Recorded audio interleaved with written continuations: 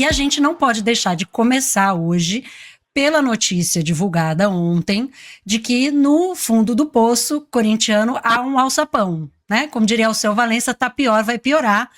Tudo que a gente pensava que já tinha acontecido com o Corinthians, agora, né, a confirmação de que parte daquele dinheiro pago em comissão do acordo com a Vaidbet foi parar em contas do PCC. Então, assim, para você que também, né, trabalha com economia, que pensa o Corinthians, que pensa a sociedade, assim, o que concluir do momento em que o Corinthians vive, como sair desse buraco, porque é a segunda maior torcida do país, no maior mercado econômico, uma torcida que inclusive cresce em momentos de crise, né? Mas a crise agora, institucionalmente, parece ter chegado no seu pior momento, e espero que este seja o pior momento, que a gente não descubra que nesse alçapão tem outro alçapão, né? Primeiro que o fundo de poço, em certa medida, já é um clube do tamanho do Corinthians, deve 2,6 bilhões de reais, sendo que no último ano aumentou em 600 milhões a dívida. Isso não é normal.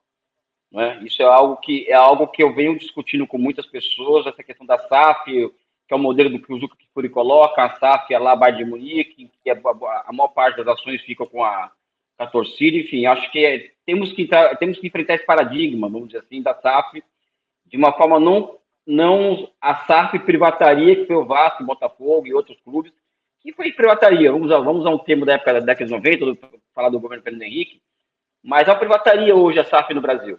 O que eu tento propor é um outro tipo de SAF, né, que aliás a ideia do Juca, que eu absorvo, que é um outro tipo de SAF, como solução para esse problema, para essa questão. Só que é o seguinte, né, até para você fazer uma coisa dessa, a gente tem que ter, o clube precisa ter um mínimo de credibilidade.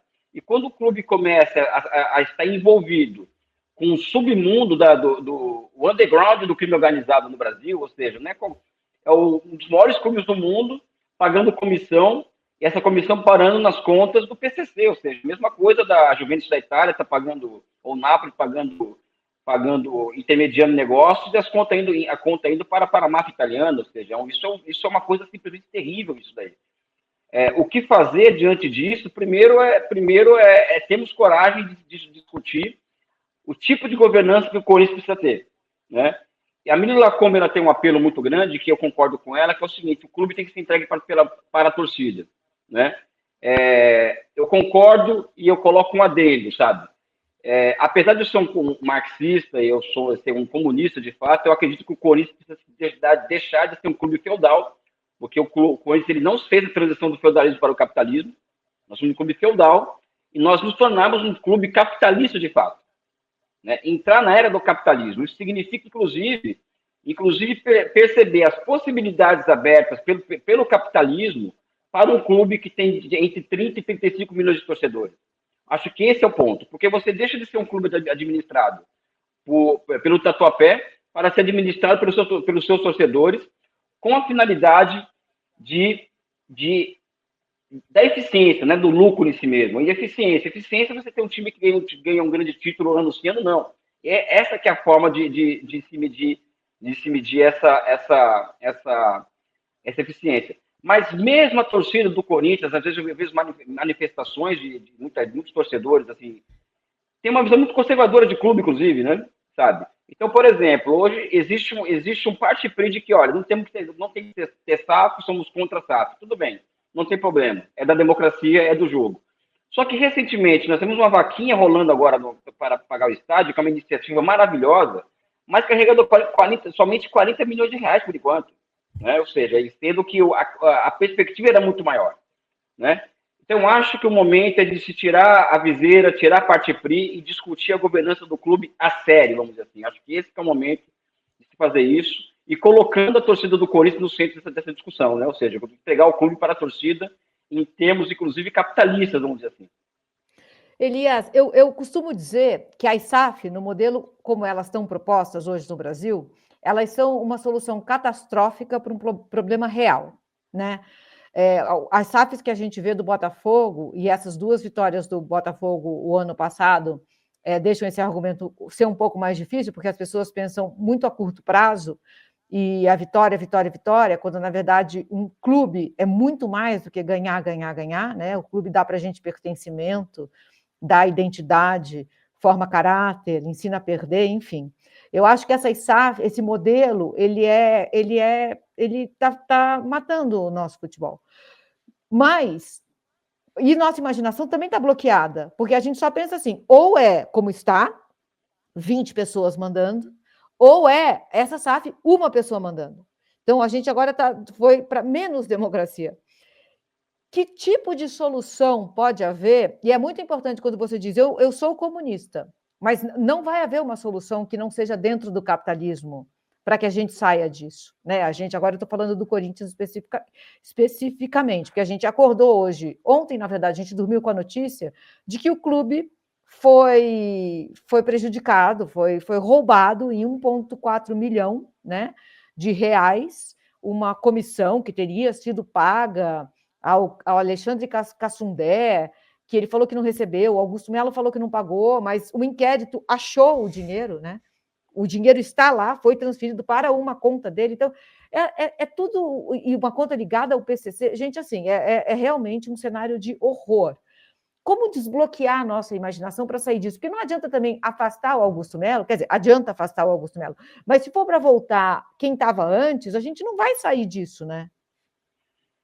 Eu acho, por exemplo, que os Gaviões da Fiel têm tido uma postura interessante quando eles falam o seguinte, quando eles começam a discutir com o Romeu Thoma Júnior a possibilidade do sócio-torcedor ter a possibilidade de peso de voto nas eleições do clube. Tá? E hoje, uma das características do Augusto Melo, por exemplo, é que ele é muito permeável à pressão da torcida. Né? Então, acredito que nós deveríamos aproveitar o momento, por exemplo, de fragilidade do Augusto Melo para tentar pressionar o Conselho Deliberativo, a torcida do Corinthians, Gaviões, Camisa 12, etc., para que o sócio-torcedor tenha muito mais peso de decisão no clube do que tem hoje, que é zero. Acho que esse é um primeiro passo que pode abrir a possibilidade de se discutir como que essa torcida vai se transformar em acionista do clube, né? Acionista financeiro, de fato. A possibilidade aberta do sócio-torcedor ter voto no clube, ele é uma possibilidade que, inclusive, vai ao encontro do quê? Eu trabalhei em um banco multilateral, que é o New Development Bank, que é o novo banco de desenvolvimento, o banco dos BRICS. Esse banco multilateral precisa ir para o mercado de capitais para se financiar. E para se financiar, ele precisa ter um rating alto, ou seja, ele tá bem na foto, vamos dizer assim. E um dos critérios para ele estar bem com rating alto é qual? A governança do banco. Se a governança do banco estiver ok, esse é um ponto-chave para manter o rating alto, né? Então, a transformação do Corinthians de uma SAF de novo tipo, um SAF de tipo alemão, por exemplo, que é o que eu desejo para o clube, então, né, abertamente, ele passa pelo Corinthians ter um novo arranjo na sua governança, né, para que esse clube seja viável diante dos investidores que vão à Bolsa de Valores comprar títulos do clube. Acho que esse é o ponto. Ações do clube. Esse é o ponto. E eu acho que o caminho para isso passa por uma maior participação do sócio-torcedor no dia a dia do clube, inclusive nas eleições para presidente. Porque uma coisa é você ter 20 pessoas mandando, outra coisa é você ter 3 mil pessoas observando ali diretamente e com jurisprudência para isso, porque tem direito a voto, tem direito a mudar estatuto, isso e aquilo. Então, eu acredito que a tática para essa estratégia, que é transformar o Corinthians em um clube moderno e competitivo, passa principalmente em aproveitar a fragilidade do momento atual para entubar literalmente o pacote de que, olha, o sócio-torcedor do Corinthians vai ter direito a voto e vai ter peso nas eleições do clube. Acho que essa é a tática correta a ser adotada nesse momento. O Inter já faz isso, né? Assim, tem alguns modelos de clubes em que o sócio-torcedor pelo menos tem voto, né? Porque hoje a gente vê torcidas com dezenas de milhões de torcedores em que votam 300, 500, 1.000 pessoas de um determinado bairro que são sócias do clube social que às vezes nem torcem para aquele time, né? Então, é um poder que está assim, muito mal dividido. Eu fiquei pensando aqui, uma das perguntas que eu queria fazer para você, e eu vou fazer uma pergunta que parece capciosa, mas ela, na verdade, eu quero responder uma pergunta para mim mesma, e vou tentar fazer isso me utilizando, não sei se você caiu, ou você está me ouvindo, voltou. Eu me utilizando da sua inteligência para tentar conciliar algumas coisas que para mim são difíceis no dia a dia, né? Como é que uma pessoa que se considera marxista-leninista, né, que busca entender a aplicação do socialismo, que é membro do Partido Comunista, como você concilia isso com torcer para um clube de futebol? Eu vou usar o exemplo do Corinthians, mas teria aplicação para qualquer outro clube, que como, né, grande parte, uma parte muito grande dessa dívida de mais de 2 bilhões de reais é uma dívida com o Estado, então é um clube que deve, né, para nós todos, que está tomando dinheiro do Estado e não está pagando, e está pagando, por exemplo, um salário de 3 milhões de reais a um jogador como o Memphis. Então a gente tem jogadores recebendo um dinheiro que, né, num país em que as pessoas passam fome, um dinheiro completamente descabido, enquanto esse clube não paga credores, não paga ex-funcionários, tem uma dívida trabalhista, uma dívida de impostos imensa. Como é que... E aí a gente esquece, desliga isso e vai lá e ativa o modo torcedor. A questão é que eu não ativo o modo torcedor, assim, full time. Eu observo aqueles... Eu não olho para aqueles 11 campos. O meu materialismo histórico e dialético me leva a observar aqueles 11 campos como expressão de uma história, né? Então, quando eu observo aquilo como expressão de uma história, de um clube que nasceu do nada, de um clube operário, um clube que a camisa é preta e branca como uma forma de protesto, um clube que fez a democracia corintiana, o clube que é o mais brasileiro do Brasil porque não admitia jogadores estrangeiros, né? Etc, etc, etc. Isso minimiza essas mazelas, né? Que você colocou para mim. Então, eu evito olhar para o Memphis Depay, por exemplo, saber quanto ele ganha, ou o Mascherano na época dele, o Tevez, né? E observa o que me prende ao Corinthians é a história do clube, né? A expressão histórica daquilo ali, né? Então não tenho nenhum conflito com isso, assim, honestamente não tenho nenhum conflito de torcer para o Corinthians, de ser, como você colocou aqui, marxista, leninista, ser do Partido Comunista, ser comunista e torcer para o Corinthians. Muito pelo contrário. A minha construção, o Corinthians, ele é um clube que eu virei corintiano por conta do meu pai, que é um libanês, que chegou no Brasil em 54, no título do quarto centenário, que foi em fevereiro de 55. Ele ficou louco pelo Corinthians e me transmitiu esse amor. Então, até então, foi uma transmissão do meu pai para mim. Há mais de 30 anos que a minha opção pelo Corinthians é ideológica, né? A minha opção pelo Corinthians ela passou a ser ideológica. Ela não é mais o meu clube, porque somente porque o meu pai me passou isso. É uma posição ideológica que eu tenho hoje. Então, não entro em nenhum conflito com relação a isso, né? Com relação ao salário de jogadores, aí eu posso até chocar os mais... É o que o mercado paga, entendeu? Sabe? Gosto ou não gosto, o que o mercado paga é isso o Memphis Depay veio para o Corinthians e estão pagando 5 milhões para ele, mais ou menos. Eu acho que com bônus, bonificação e tal. Agora, nós não medimos o retorno de jogador como esse, por exemplo, ao olhar o que hoje o Corinthians hoje é talvez o clube brasileiro mais conhecido na Europa, né? Então existe um capital que o pessoal chama de intangível nisso daí. Quando o Memphis Depay ele vai a um estádio de futebol, a uma favela, por exemplo, e veste a camisa do Corinthians, ou seja, está no pacote. Então, como a contradição está em tudo, ou seja, tudo é contraditório, o Memphis Depay, apesar de ganhar esse salário todo que ele ganha, né, ele causou uma reconexão da torcida com o clube que é impressionante, né? Ele foi essa pessoa, não é? Sendo estrangeiro, né? O que é muito doido. Sendo estrangeiro, ou seja, ele propiciou isso para a torcida do Corinthians. Então isso não tem valor, por exemplo, sabe?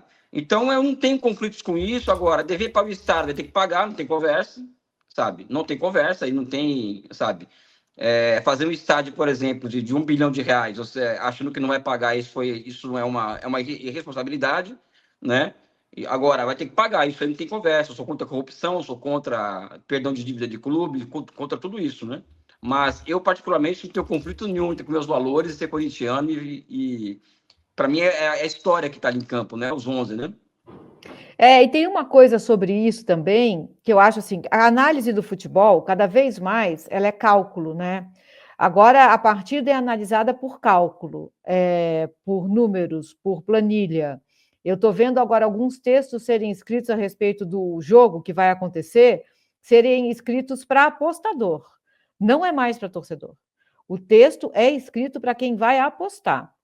Então, a gente está pegando um caminho que desconsidera completamente toda essa subjetividade. Assim. O que o Memphis fez pelo Corinthians é muito mais do que o Augusto Melo acha que fez, trazendo o Memphis.